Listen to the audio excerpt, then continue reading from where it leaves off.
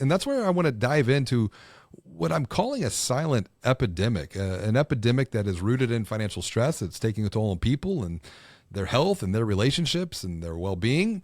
But I think what makes this epidemic so challenging is that, yes, indeed, people are looking for someone that they can trust to guide them beyond the confusion and the chaos that they feel in the present moment. But there's an underlying crisis impacting the greater financial services industry. Some call it guilt by association. That is a confidence crisis rooted more deeply in a communication crisis. I know SVB could be argued that they were a victim of this confidence and communication crisis, and some also felt some of that pain just once again by guilt by association. So my question to you is for smaller community financial brands, how can they continue to build the confidence of people in their communities when people are looking other places for knowledge, for insight, for answers like social media, even Chat GPT now? Well, I think specifically to SVB, that was a very unique situation in that a bank had, deposits from companies that were very concentrated in a certain category, number one. And number two, some of the investments they made were, from a long-term standpoint, would seem conservative and weren't, given the environment and rising interest rates. And so I think transparency is super important from a local financial institution, whether you're a community bank or credit union. Super important to be transparent about the things that the consumer would care about, where they would feel secure, that their money is secure, that the decisions that the financial institution making are on in their behalf, and that they're safe. And so there's a comfort level of what they're doing that's safe. I think the advantage that a lot of these institutions have, the smaller ones, is to really personalize that experience, make them seem like they care or actually care in their behavior. And that comes through both individual interaction, but as you become more digital, that digital experience needs to be personalized in order to build that trust with that end consumer. Well, that's a great point. Trust is built on two things, I say. It's built upon words and actions, what you say and what you do. And what you do can be delivered obviously through a digital experience. And that's where I want to, come back to questions that people have around money matters, questions around things like a credit score. I think a lot of us who work within financial services, I've got 21 years now at this point. I get it. I understand it. But for those that don't understand it, and I think that's the point, there's an exercise of empathy here. What are some questions for financial brand leaders who are watching or who are listening to this conversation that people have about a credit score that they might not be thinking about on a day-to-day basis? Because yes, they have the knowledge, but the people that they're looking to help just don't right now. Well, I think it's, each individual has a different situation. It's first, you have to understand that, right? Just having a number, that's really a starting point. And what are the ingredients in that number, and really breaking that number down into its parts is super important. Then once you've done that and you've said, hey, 40% is payment history, 23% is utilization. Great. You've told me my utilization's bad. Now what?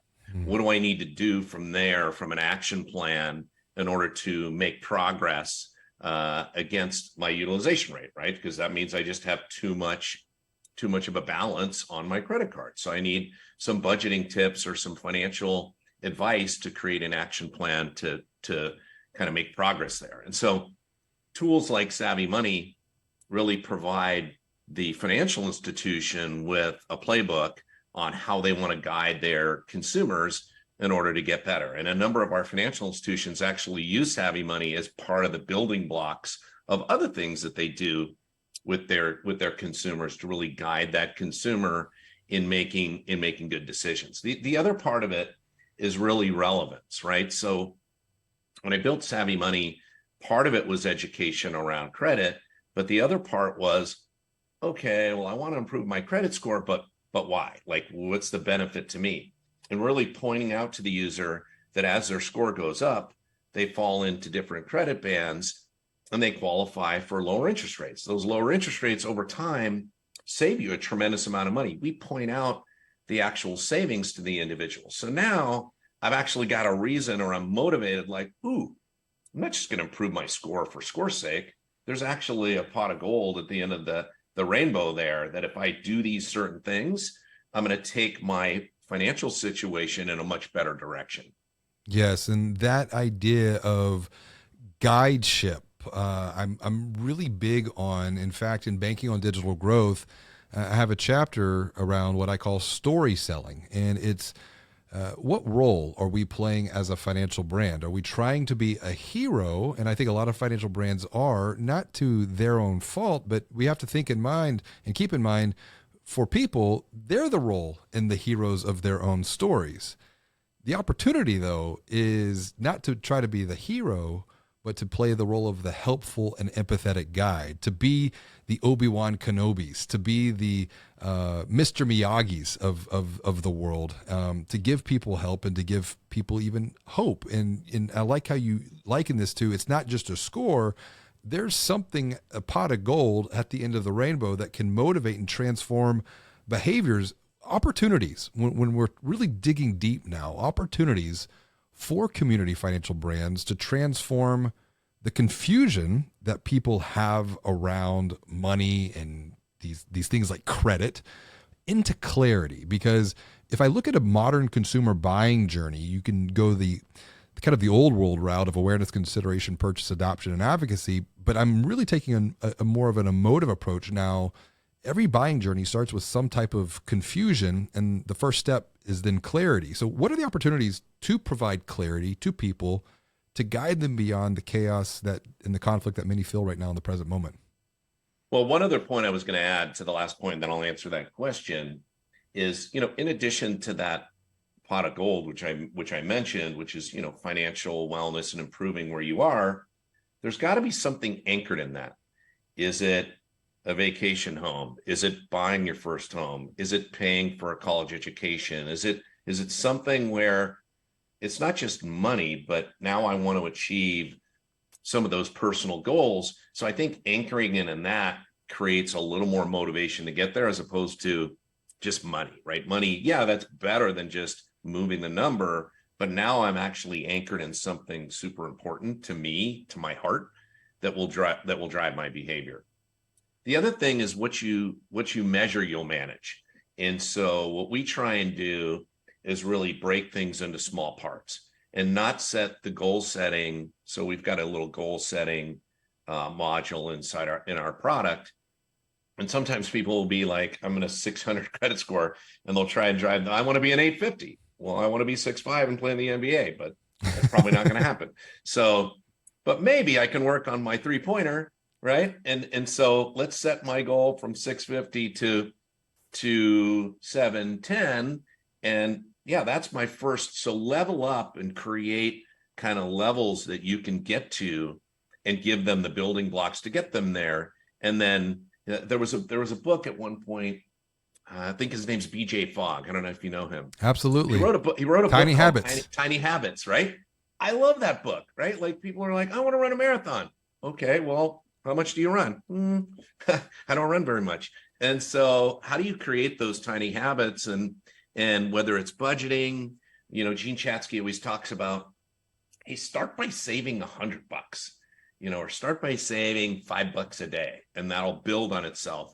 Don't set the goal too high that you get to, where it's too difficult, and you get discouraged.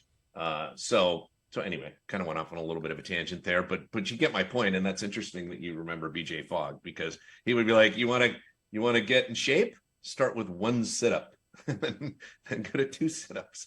You're bringing up something very interesting here, because Audrey and I discussed this book back on episode 214, and it was titled Spinning Small Behaviors into Tiny Habits.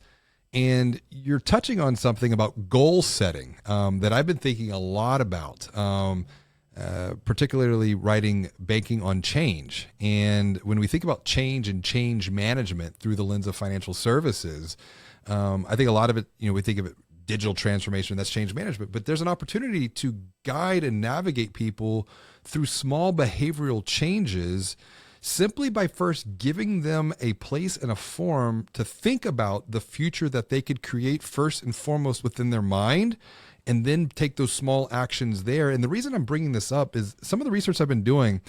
Brian Tracy shared some research that he did. 98% of people in the United States either do not have written goals or do not revisit those goals on a daily basis.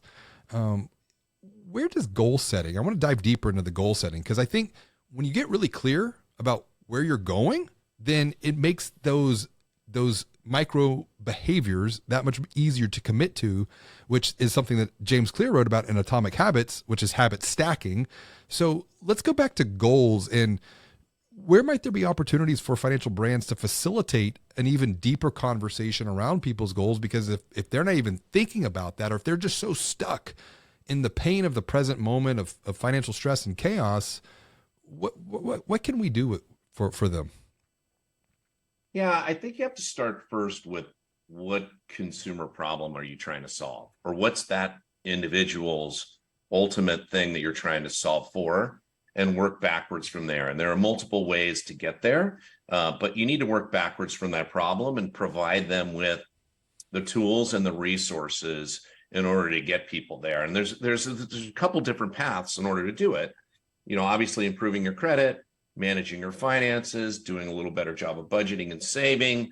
All those become little building blocks, and how you as a financial institution provide tools and resources. And then it's analyzing their finances.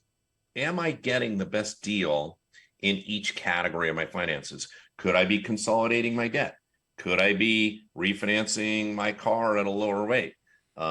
Oftentimes you'll see people that, and rates have gone up a little bit, but where their car's paid off, but their credit card debt, they could essentially refinance their car, pay off their credit card debt, and they'd pay that debt down that much faster. It's a very unique, tiny little thing, but we have a saying at Savvy Money: it pays to be savvy, right? It pays to be savvy. Well, think about that for a second. Little things that you do along the way, if you think about a graph, right? If you think about a graph, all those little things add up, and next thing you know, you're here versus here. Yes. And if you think about, well, if it pays to be savvy, like, what are all my little savvy assignments that I need to do in order to get to my goal? And they all kind of build on themselves.